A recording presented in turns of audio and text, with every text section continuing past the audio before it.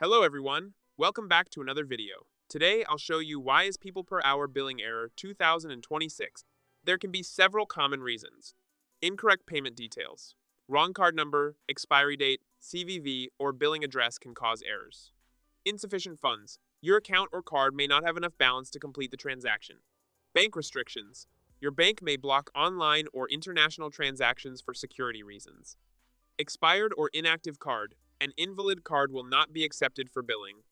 Payment gateway issues. Temporary problems with the payment processor may interrupt billing. Subscription or invoice issues. Problems with recurring payments, invoices, or disputes can trigger errors. Security or fraud checks. Unusual activity may be flagged and blocked automatically. Currency or region limitations. Some payment methods may not be supported in certain regions. If the issue continues, verify your payment information, try another method, or contact PeoplePerHour support. If you found this video helpful, don't forget to like and subscribe. Thanks for watching.